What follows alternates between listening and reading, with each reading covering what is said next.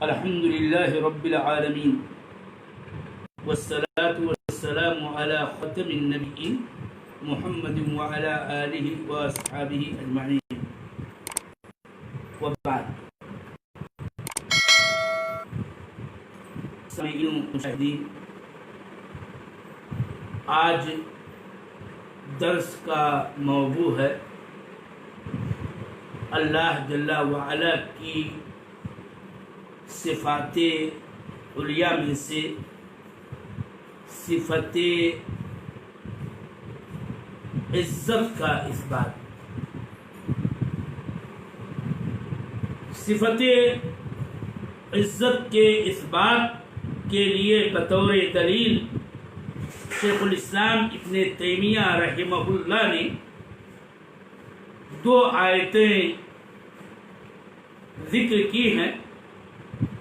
پہلی آیت سورہ المنافقون کی ہے. اللہ فرماتا ہے وَلِلَّهِ الْعِزَّةُ وَلِرَسُولِهِ وَلِلْمُؤْمِنِينَ وَلَكِنَّ الْمُنَافِقِينَ لَا مُنَافِقِينَ. عبداللہ ابن ابی نے ایک خاص معاملہ پیش آ گیا تھا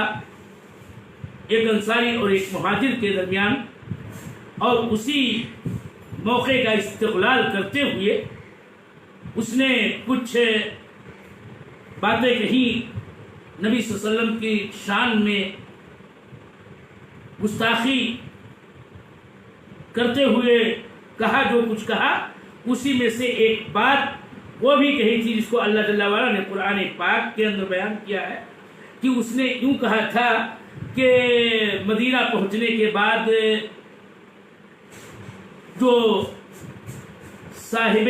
عزت و قوت، صاحب شان و شوکت ہے، وہ ذلیل خوار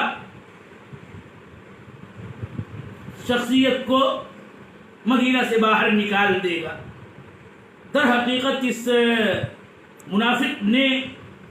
الآخر میں ہے وَلِلَّهِ الْعِزَّةُ وَلِرَسُولِهِ وَلِلْمُؤْمِنِينَ کہ العزت تو اللہ کے لیے ہے اور اس کے رسول کے لیے ہے اور مومنین کے لیے ہے، لیکن منافقین کو اس بات کا علم نہیں. موضوع شاہد ہمارے درس کے لیے یہ ہے کہ وَلِلَّهِ الْعِزَّةُ سے یہ ثابت ہوتا ہے کہ اللہ جل وعلا کی صفت ایک العزہ ہے جو اس کی حقیقی صفت ہے اور اس کی عظمت و کبریائی کے شایان شان ہے. دوسری دلیل اس صفت کے لیے شیخ الاسلام ابن تیمیہ نے یہاں پر ذکر کی ہے سورہ صاد کی آیت کریمہ کا ایک حصہ جس میں اللہ جل وعلا ابلیس کی زبان پہ حکایت کرتے ہوئے فرماتا ہے قال فبعزتک لأغوینہم اجمعین الا عبادک منہم المخلصین. کہ وہ ابلیس نے کہا کہ اے رب تیری عزت کی قسم کھاتا ہوں، میں ان یعنی ابنائے آدم کو یقیناً روایت کا گمراہی کا شکار بناؤں گا سوائے تیرے برگزیدہ بندوں. اس میں محل شاہد فبعزتک ہے جس سے اس بات کا ثبوت یقینی اور قطعی طور پر ہمیں ملتا ہے کہ اللہ جل وعلا کی صفات میں سے ایک صفت العزہ ہے اور یہ آیت اس کی دلیل ہے.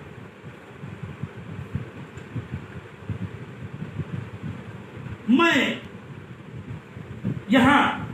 یہ بات بتاؤں جیسا کہ شیخ الاسلام ابن تیمیہ کی ترتیب دیکھیے کہ یہاں جو چند آیات ذکر کی ہیں کہ جن سے اللہ جل وعلا کی صفات عفو اور مغفرت کا اس بات کیا ہے، اور اس کے معنی بعد اللہ جل وعلا کی صفت علیہ العزہ کا اس بات کیا ہے، اس کی دلیل دی ہے۔ اس میں ایک لطیف اشارہ یہ بھی ہے کہ اللہ جل وعلا کی اہم ترین صفت عفو اور ایسے ہی صفت مغفرت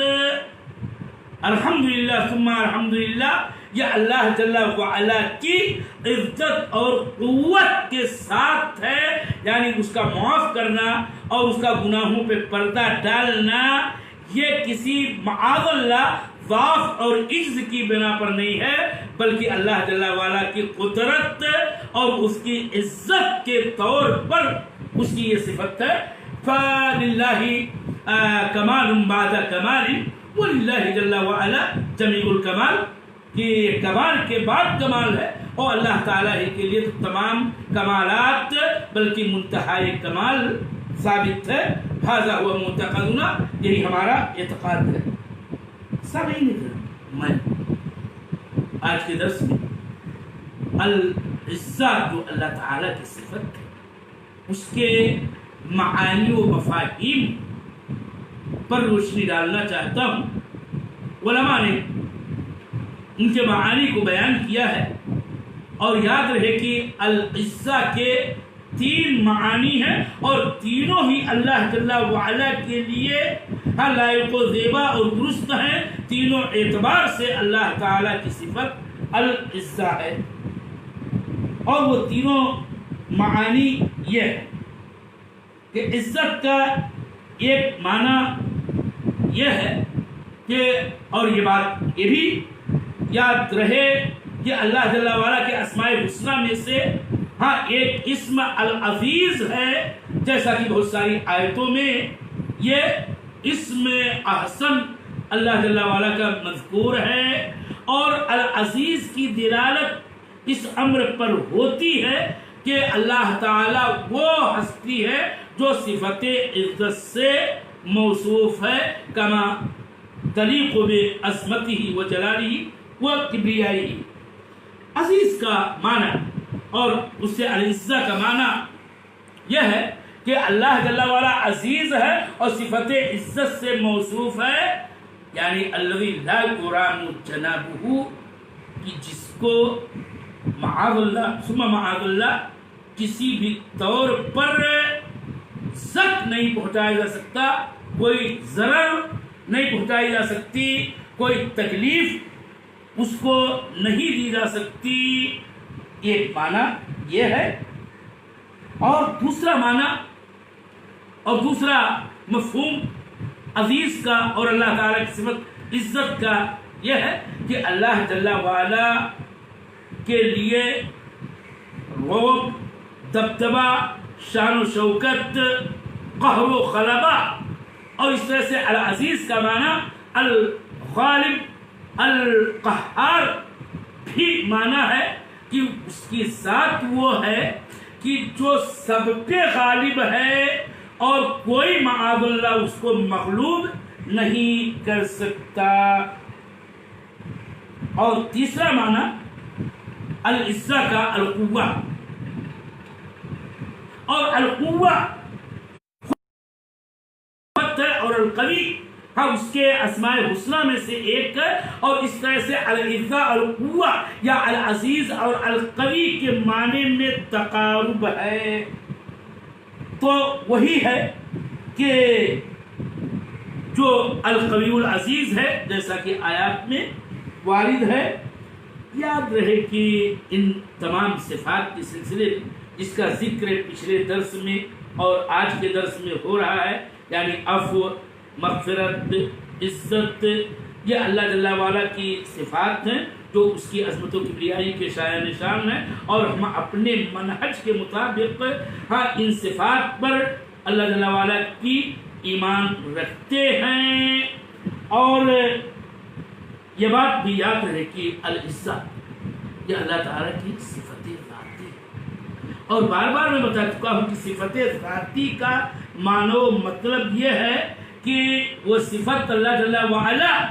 سے معاذ اللہ کہ اللہ تعالیٰ جس کو چاہتا ہے معاف کرتا ہے، جس کی چاہتا ہے وہ اپنی قدرت سے مغفرت فرماتا ہے۔ تو یہ ہم اہل سنت والجماعت ہمارے حدیثوں کا خلاصہ ہے اس سلسلے میں ہمارے اعتقاد کا۔ یہاں پر یہ بات بطور یاد دہانی ذکر کر دوں کہ رہے اہل بدعات، خواہ معتزلہ ہوں یا ان سے متفرع ہی کہیے فرق کلامیہ میں سے اشاعرہ و ماتریدیہ ہوں، ان صفات کے متعلق ان کے جہاں نفی و انکار یا تعویل ہی پائی جاتی ہے، مثلا معتزلہ اس صفت کا انکار کرتے ہیں اور اس کو اللہ تعالیٰ کے لیے ثابت نہیں مانتے، تو یہی پر بات یہ سوال پیدا ہوتا ہے کہ آخر ان آیات میں وارد اس صفت کا وہ کیا جواب دیتے ہیں؟ تو بار بار جیسا کہ میں بتا چکا ہوں کہ وہ مجازہ کی اس بات کے یہ قائل ہیں، اور اسی لیے بقیہ بہت ساری صفات و بالخصوص صفات افعال اختیاریہ کو انہی صفات سبعہ میں